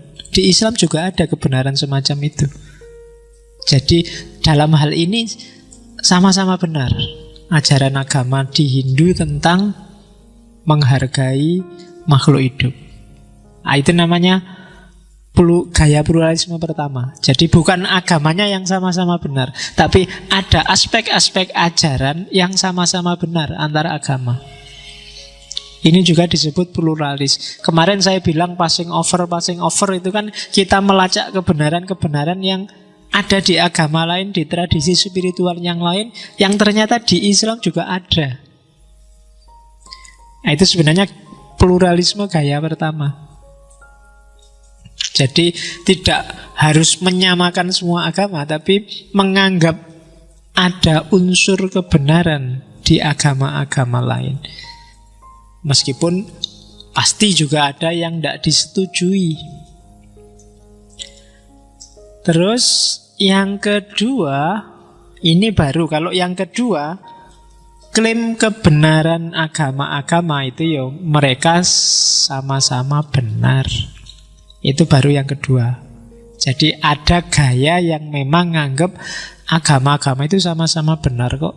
Misalnya yang bilang bahwa dalam aspek esoteris, dalam aspek batin itu sebenarnya semua agama sama. Hanya aspek lahirnya aja beda. Hanya bahasa saja yang beda. Nah, itu namanya, itu gaya kedua. Ya, kalau di Islam disebut Allah, kalau di Yahudi disebut Yahweh, kalau di Zarathustra kemarin disebut apa, kalau di Hindu disebut apa, di Jawa Semar kemarin disebut Sang Hyang apa, dan seterusnya. Sebenarnya itu hanya istilah yang sama, hanya istilah yang berbeda menyebut entitas yang sama. Karena perbedaan konteks. Ya orang Jawa lidahnya pasti bukan lidah Arab, jadi menyebut zat yang puncak itu pakai istilah mereka sendiri. Misalnya Gusti Kang Murbeng Dumadi. Orang Arab susah disuruh ngomong Gusti Kang Murbeng Dumadi.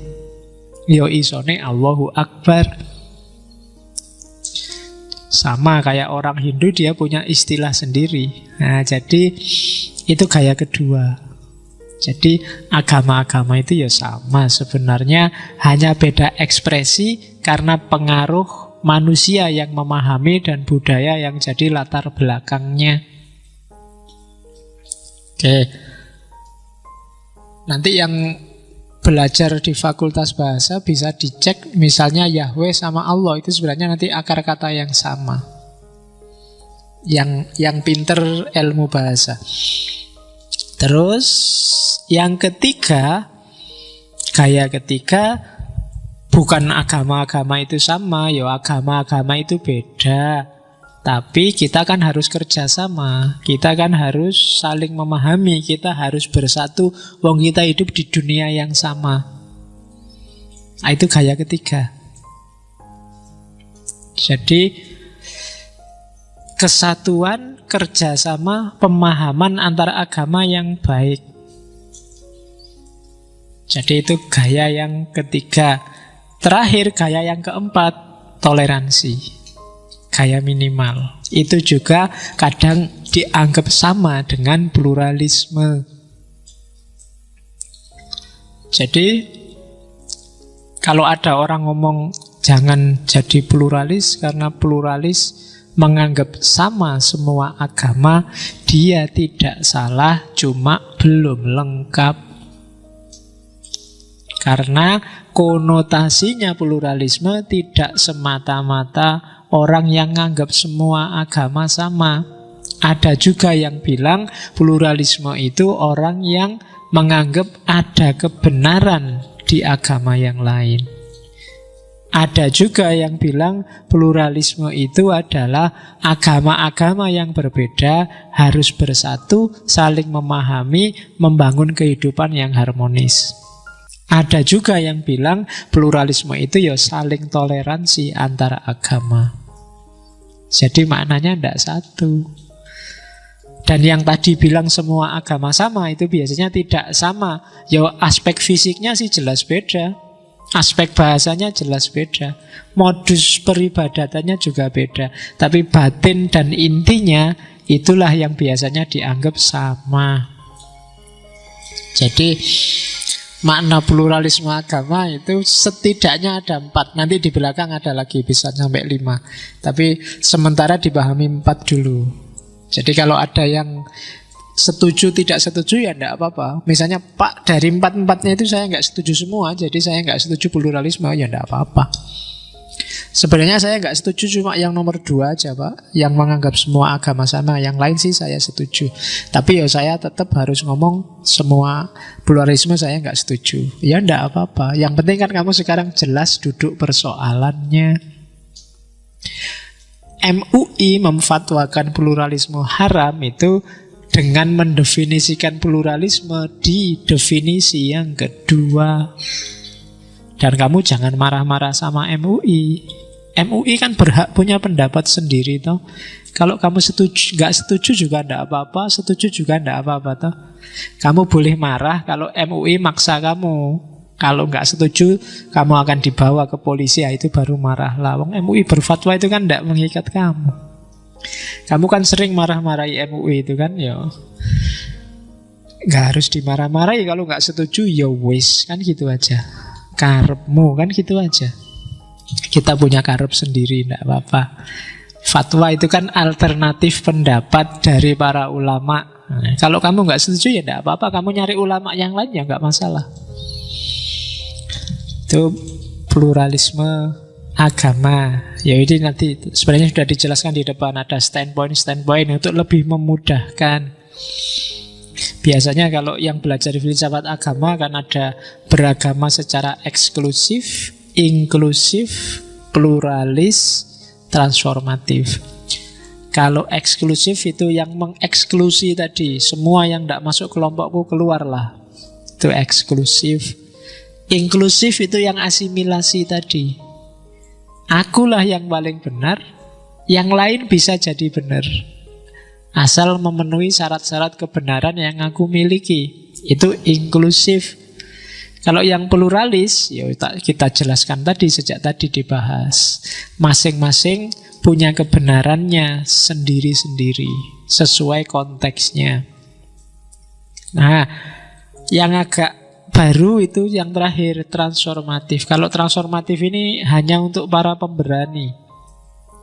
Kelanjutannya pluralis. Jadi orang yang punya ideologi pluralis, yang kemudian berusaha memahami keragaman itu satu-satu, kemudian dia menemukan banyak kebenaran yang baru dari agama-agama lain. Mungkin kebenaran yang dia temukan itu kemudian mentransformasi hidupnya. Oh, berarti selama ini aku salah. Oh, berarti aku selama ini keliru memahami. Harusnya begini. Ya, itu ada perubahan-perubahan setelah belajar banyak agama lain. Berarti itu namanya transformasi. Kalau yang pluralis saja itu sebenarnya ya tadi berhenti di saling memahami, saling mengerti, saling menghargai, selesai. Kita kembali sesuai ajaran kita yang lama, gaya kita yang lama. Tapi ada orang-orang tertentu yang mungkin sangat serius mengejar kebenaran. Setelah dia paham, dia evaluasi, ada beberapa prinsip lama yang dia ubah dalam hidupnya. Selama ini aku salah, harusnya begini dipahami. Selama ini aku keliru, harusnya memahaminya begini. Itu namanya transformatif. Tidak sekedar menghargai keragaman, tapi ada perubahan ke arah yang menurutnya lebih baik. Itu transformasi.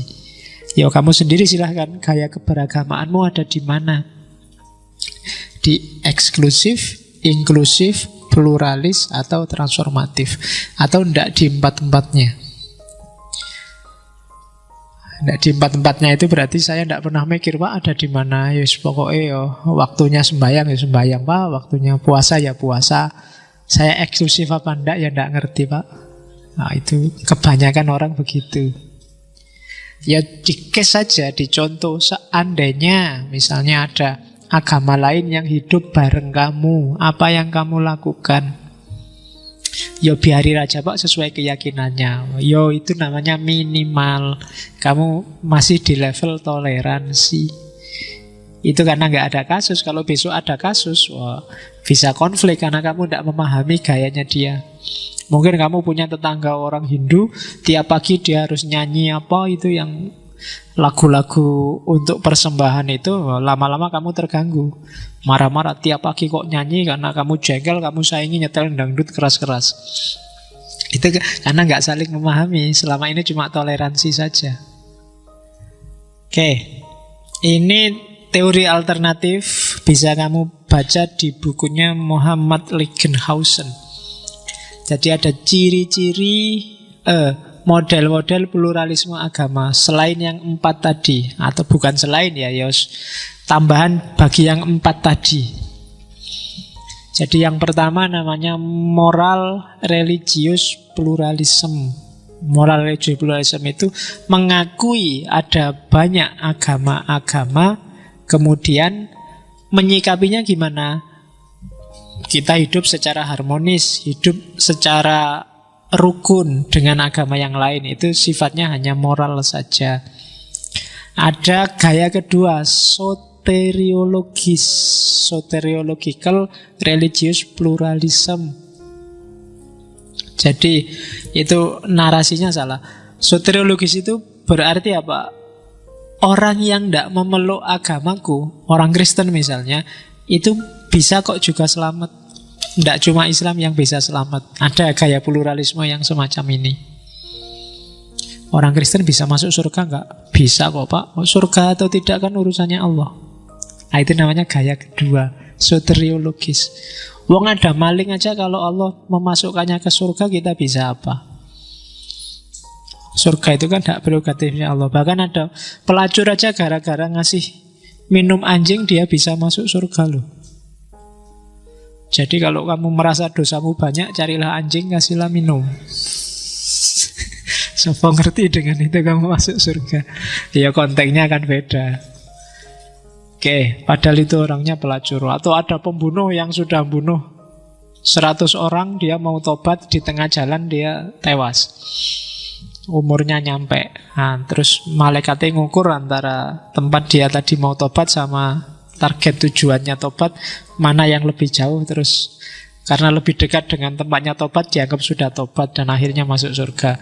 Itu kan kisah-kisah kayak gini. Itu sebenarnya gaya yang ingin ngomong bahwa orang yang di luar agamaku, di luar kebenaran yang aku yakini, kadang-kadang bisa kok juga masuk surga kalau Tuhan menghendaki. Tidak tega saya membayangkan, misalnya kan ada yang bilang gitu, orang-orang baik seperti Bunda Teresa, Mahatma Gandhi itu besok masuk neraka karena dia bukan muslim. Jadi besok Mahatma Gandhi kamu cari di surga tidak ketemu, wong bukan muslim, meskipun dia perjuangannya sudah kayak gitu. Jadi besok di neraka kamu ketemu Mahatma Gandhi, Semar, Krisna, siapa lagi itu kan semua bukan muslim, jadi neng neraka kabeh. Nah, itu dibantah oleh soteriological religious pluralism. Ndak kok, urusan surga neraka itu haknya Allah, dan mungkin saja yang formalnya non-muslim itu disayangi oleh Allah, sehingga besok dia juga selamat. Nah, oke, itu yang kedua. Yang ketiga, epistemological religious pluralism. Kalau ini secara epistemologis, setiap orang meyakini kebenaran agamanya sendiri-sendiri dan itu sah. Berarti secara epistemologis setiap agama itu sama. Sebagaimana aku yakin agamaku benar, yang Kristen juga yakin agamanya benar. Di level ini sama. Yo, isi yang diyakini beda, cuma model menyikapi kebenarannya sama. Jadi di level ini semua agama sama. Ada yang ketiga, alectic religious pluralism. Ini yang gaya kayak passing over. Jadi kadang-kadang untuk memahami kebenaran agama kita harus masuk ke agama yang lain. Itu namanya yang kita sering sebut passing over. Karena di agama yang lain ada kebenaran juga. Mungkin untuk memahami ikhlas total tanpa pamrih, bahkan pamrih surga neraka, kita butuh sedikit narasi tentang nirwana dari Buddha misalnya. Itu namanya alectic religious pluralism. Dan yang kelima, deontic religious pluralism. Deontic religious pluralism itu, jadi agama-agama itu sifatnya kronologis, sekuen. Sumbernya sama, cuma konteks sejarahnya beda. Jadi misalnya dulu zamannya Nabi Musa, wahyunya versi zaman itu. Terus ganti Nabi Isa, eranya sudah berubah. Maka wahyu turun di era Nabi Isa menyempurnakan wahyunya Nabi Musa. Nanti setelah Nabi Isa, masyarakat nyeleweng lagi, banyak terjadi penyimpangan lagi. Allah menurunkan Nabi Muhammad. Dan di Nabi Muhammad ini terakhir paling sempurna. Jadi semua agama itu sumbernya sama, hanya saja sifatnya kronologis sesuai konteksnya masing-masing. Nah, itu namanya deontic religious pluralism. Kan ada kan yang punya teori bahwa agama-agama itu awalnya mungkin zaman Nabi Adam itu semacam tunasnya, nanti zaman Nabi Nuh mungkin sudah mulai tumbuh, nanti zaman Nabi Idris sudah agak tinggi, zaman Nabi Musa sudah ada buahnya, pentilnya, zaman Isa sudah ada buahnya, zaman Nabi Muhammad sudah matang. Itu namanya deontic religious pluralism. Itu sejenis pluralisme juga. Jadi itu teori dari Muhammad Legenhausen. Ya nanti dia menyebut terakhir disempurnakan di era Nabi Muhammad. Ya karena dia Muslim. Tapi semua agama sumbernya sama. Agama-agama besar yang lain sesuai nabi-nabinya sendiri-sendiri. Termasuk mungkin Buddha, Hindu, Zarathustra. Nah, dua model pluralisme. Kalau di Barat, yang kontroversi pluralisme agama kan di kita hebat. Kalau di Barat itu yang diperdebatkan bukan halal haramnya, tapi implementasinya. Kalau di Barat ada dua gaya. Yang pertama namanya gaya global theology. Yang kedua namanya gaya transcendent unity of religion. Kalau global teologi itu semacam bikin gado-gado. Dari Islam diambil apanya, dari Kristen diambil apanya, dari Yahudi diambil apanya, dari Zoroaster diambil apanya, diramu sendiri, bikin sistem spiritual sendiri. Itu namanya global teologi. Melintas batas agama, melintas batas geografi, pokoknya bikin sistem religius yang baru. Itu namanya global teologi. Aliran-aliran baru, New Age misalnya, itu biasanya masuk kategori global teologi. Kebatinan misalnya, ngambil kebatinan Hindu, kebatinan Islam, kebatinan Kristen, kebatinan diramu jadi satu. Itu jenis global teologi. Gerakan-gerakan spiritual baru yang marak di barat, mileniarisme, itu sebenarnya jenis global teologi. Kapan-kapan kita ngomong mileniarisme, yang kalau di Islam disebut Mahdisme, teologi tentang Ratu Adil. Oke, itu gaya pertama. Gaya kedua, kesatuan transenden agama-agama, transcendent unity of religion. Ini John Hick, Syed Hussein Nasr, dan kawan-kawan yang punya pandangan bahwa ada kebijaksanaan abadi, Sophia Verenis, Sanata Dharma, dari agama-agama. Dan agama-agama di level batin, level esoteris itu sebenarnya bersatu. Di level transenden itu sebenarnya semua sama. Silahkan yang Islam tetap Islam, silahkan yang Hindu tetap Hindu, silahkan yang Kristen tetap Kristen. Tapi ingatlah bahwa kita ada secara batin, secara esensial, agama-agama itu sama. Khususnya di wilayah transenden, di wilayah penghayatan batin. Jadi kalau di kita perdebatannya halal haramnya, kalau di barat dua gaya ini saling bersaing. Yang satu masih mempertahankan eksistensi agama-agama, yang satu tidak lagi mempertahankan formalisme agama-agama, bikin agama baru. Oke. Terus kalau ini Hans Kung, ini alternatif saja ya. Gimana sih? Tadi kan kamu tak pancing, kalau kamu hidup sama agama lain gimana? Sebenarnya ada 4, kalau katanya Hans Kung, hidup sama agama lain itu kamu bisa ngambil beberapa strategi. Meskipun yang paling bagus ya strategi terakhir. Strategi pertama, namanya terjemahnya strategi benteng. Jadi strategi benteng itu eksklusif. Bentengilah dirimu kuat-kuat dari agama lain. Yang paling benar itu agamaku. Nah, itu strategi benteng. Biar nggak diserang orang lain. Perkuat imanmu. Kita satu-satunya yang selamat dan benar. Besok kita masuk surga tanpa hisab. Kemarin ada yang tanya, Pak, kira-kira di surga boleh ngerokok nggak? Susah aku jawabnya. Karena rokok itu kan butuh api. Api ono ini neraka. Jadi ya boleh ngerokok, neng nggak boleh disumet gitu. Disedot aja rasanya sudah kayak disumet. Ya pertanyaan aneh-aneh. Pabrik rokoknya sudah tutup, sudah kiamat, kamu nyari rokok. Oke, yang kedua strategi cuek. Peduli amat, tidak usah dipikir, itu urusan tidak penting. Agama lain itu biar diurusi sendirilah. Biar jalan sesuai versinya. Ngapain sih capek-capek mikir yang lain? Itu namanya strategi cuek. Ya kalau nggak ada urusan terus ya tidak apa-apa. Kalau kamu tiba-tiba jatuh cinta sama anaknya orang beda agama gimana? Mau nggak mau kan harus bersikap. Yang ketiga, strategi merangkul.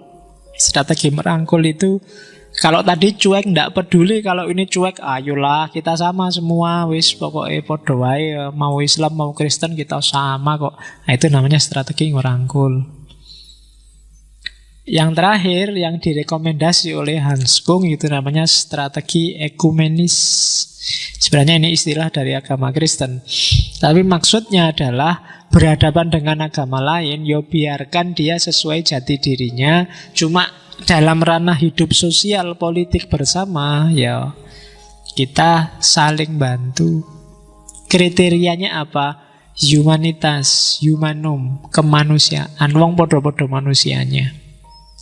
Di level kemanusiaan kita harus rukun bareng-bareng merancang hidup bersama. biar sama-sama diridhoi oleh Tuhan kita masing-masing. Nah, itu Hans Kung. Ya, metodologinya banyak, sebenarnya ada 5. Saya agak cepet ya, agak konsentrasi jawabnya karena 5 menit. Biasanya untuk menuju pluralisme agama, nanti akan kita detailkan ini di hermeneutik. Mungkin nanti ada sesi hermeneutik yang lebih detail. Biasanya orang yang punya ideologi pluralisme agama itu yang pertama pakai teori kulitnya agama dan intinya agama. Agama-agama di level kulit memang beda, tapi di level inti, esensi itu sama. Itu teori pertama. Atau pakai teori kedua, teori pengalaman. Ini kayak teori ideal dan realita. Idealnya sih Islam itu agama damai, idealnya sih Islam itu rahmatan lil alamin, tapi realitanya macam-macam.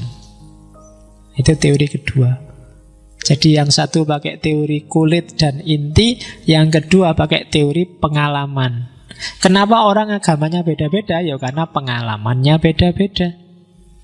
Kenapa kamu muslim? Bapakmu muslim, lingkunganmu muslim. Dia bapaknya Kristen, lingkungannya Kristen. Sumbernya dari situ. Jadi sebenarnya derajat sosial budayanya sama di level pengalaman keagamaan. Nah, itu teori kedua, teori metodologis menuju pluralisme. Terus teori ketiga, pendekatannya kemanusiaan.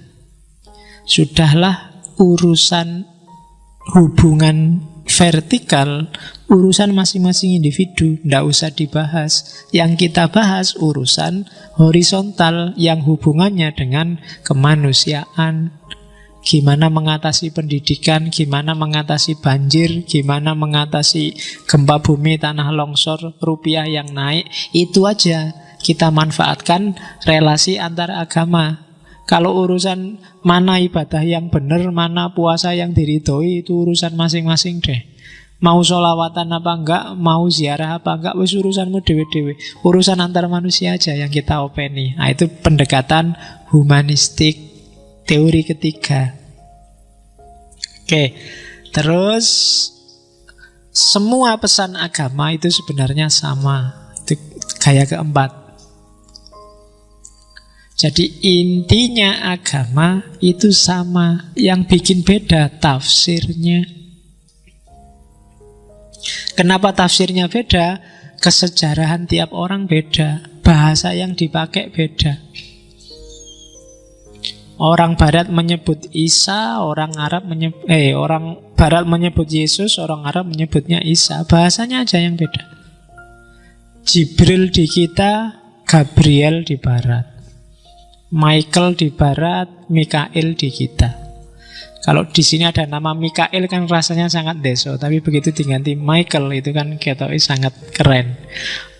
Itu jane cuma bahasa karepe podo. Ya banyak kan, David, Yosef. Yosef itu kan kelihatan Kristen banget nadanya, tapi begitu Yusuf, iya nabi. Ya kan, Yohanes sama Yahya itu kan ketoknya jauh ya. Yahya itu agak Islam-Islam deso gitu. Tapi kalau Yohanes itu kan namanya keren. Jadi itu cuma bahasa, maksudnya sama. Agama juga begitu. Dan metode terakhir itu metode hermeneutik. Hermeneutik itu cara berpikir yang interpreter oriented. Setiap orang, kenapa sih agama beda-beda? Ya karena kepala tiap orang beda-beda. Dari mana isi kepala tiap orang? Dari lingkungannya sehari-hari. Termasuk ketika dia berhadapan dengan teks-teks agama. Jadi ada 5 gaya tadi kan. Yang satu gaya kulit dan inti, yang satu gaya pengalaman dan pengamalan keagamaan, yang satu gaya humanistik, yang satu gaya pesan utama agama-agama yang sama, yang terakhir gaya hermeneutik. Masih adakah? Oh, ini ayat-ayat. Ayat-ayat silahkan ngaji sendiri. Jadi kalau bagi saya Semua tadi kalau mau disimpulkan, kalau saya lebih suka pakai rentetan ayat itu. Yang pertama, titik mulanya harus ya tetap Islam, wong kita Muslim. Wa may yabtaghi ghairal Islam dinan falayyuqbala minhu wa huwa fil akhirati minal khasirin. Pasti kita harus punya identitas jelas. Kenapa? Kalau tidak ada identitas jelas, kamu nggak bisa melangkah ke pluralitas. Adanya pluralitas itu karena ada identitas-identitas yang berbeda. Jadi Islam yang benar, mereka jadi Kristen yang benar, yang lain jadi Hindu yang benar, maka ada macam-macam. Kalau kamu tidak jelas Islamnya, Kristennya, Hindunya, ya tidak bisa lahir pluralitas. Dari pluralitas baru nanti ada pluralisme. Jadi alurnya nggak bisa dibalik. Maka yang pertama-tama harus Islam Madinah. Setelah itu, setelah kamu tegaskan identitasmu, jelas baru la ikraha fiddin. Baru meskipun kamu yakin Islam satu-satunya versimu, agama yang benar, tetap jangan maksa-maksa orang lain, apalagi mencaci, mencela karena dasar agama. La ikraha fiddin, qad tabayyana rusdu minal ghoi. Sudah jelas antara petunjuk dari kesesatan. Dan seterusnya, fama yakfur bitaghut wa yu'min billahi faqad istamsaka bil urwatil wuthqa, dan seterusnya. Dicek sendiri ayatnya. Terus yang ketiga baru pakai al-mumtahinah itu. Silahkan kamu rumuskan sendiri hidup bersama dengan yang lain. Jangan gegeran, apalagi perang, kecuali gegeran itu boleh kalau di ayat itu la yanhakumullahu 'anil ladzina lam yuqatilukum fiddin wa lam yukhrijukum min diyarikum. Asal mereka enggak nyerang kamu duluan atau ngusir kamu, kamu wajib hidup rukun sama mereka. La yanhakum. Kita harus itu, enggak harus apa sih? Antabarruhum wa tuqsitu ilaihim. Kita harus berbuat baik pada mereka dan tuqsitu, adil pada mereka. Jadi nggak boleh mentang-mentang agamanya beda terus kamu bikin susah terus dia. Itu perintahnya Quran. Kecuali dia menyerang kamu duluan atau ngusir kamu dari rumahmu. Itu baru kamu harus ngelawan, jangan diem aja. Terus jangan salah, mereka juga kalau di Al-Quran perbuatan baiknya diakui loh. Kalau di Quran misalnya, walatajidanna akrobahum mawaddatan lilladzina amanu alladzina qalu inna nasoro. Jadi nanti akan kamu buktikan bahwa orang yang lebih mencintai kamu adalah orang-orang di antara orang-orang beriman, adalah orang-orang yang berkata bahwa kami ini orang-orang Nasrani. Terus dzalika bi anna minhum qissisin waruhban, karena di antara mereka masih ada ahli agama, ada pendeta-pendeta. Wa annahum la yastakbirun, dan mereka ini tidak sombong. Maksudnya apa? Ayat ini sebenarnya mau bilang perbuatan baiknya orang Nasoro aja diakui loh. Jadi jangan dianggap sepi, jangan dianggap Allah Kristen aja. Nggak, ya diakui meskipun agamanya nggak harus kamu akui. Karena kamu sudah yakin dengan agamamu. Tapi dalam interaksi sosial, itu kan mereka sangat care padamu, sangat sayang, itu kan hubungannya dengan interaksi sosial. Terus ayat selanjutnya itu nyuruh kita adil. Wala yajrimannakum sana'anu qaumin ala alla ta'dilu. Jangan sampai kebencianmu, ketidaksetujuanmu, ketidaksukaanmu bikin kamu ndak adil. Itu bagi saya ayat selanjutnya, pedoman hidup bersama. Terus ya huwa aqrabu littaqwa, adil itu lebih dekat pada takwa. Kalau kamu mau nyoba berinteraksi dengan mereka dalam rangka ngajak masuk agama, lakukan dengan jalur yang baik. Kalau itu kan ud'u ila sabili rabbika bil hikmah, mau'idhah hasanah, atau mujadalah bagi yang pinter. Bukan tawuran, bukan saling nyerbu, bukan ancam-ancaman. Kalau kamu bisa hikmah, ya pakai hikmah. Kalau kamu bisa mau'idhah hasanah, ya mau'idhah hasanah. Kalau bisa mujadalah, ya mujadalah. Ini ayat-ayat sebenarnya bukan untuk, kamu kan sering pakai ayat ini untuk dakwah pada orang Islam. Kalau orang sudah Islam itu tidak usah ila sabili rabbika, wong dia sudah di sabili rabbika. Kalau sudah Muslim itu ya amar ma'ruf nahi mungkar. Kalau orang di luar jalur yang sesat atau yang bukan agama kita, ya bil hikmah itu baru mau'idhah hasanah atau wajadilhum billati ya hasan. Nah, urutan-urutannya itu. Oke. Itu alternatif-alternatif ayat, ya masih banyak ayat-ayat yang mengindikasikan ke sana. Tapi kalau yang butuh referensi untuk nanti malam mikir janjane keberagamaanku kayak gimana, itu teori-teori yang tak sampaikan bisa kamu jadikan bahan. Oke ya, saya kira itu untuk pluralisme. Jadi standpoint apa yang mau kamu ambil, kamu pilihlah sendiri. Oke, saya akhiri sekian. Wallahul muwafiq wal afu minkum wallahu a'lam bissawab. Wassalamualaikum warahmatullahi wabarakatuh.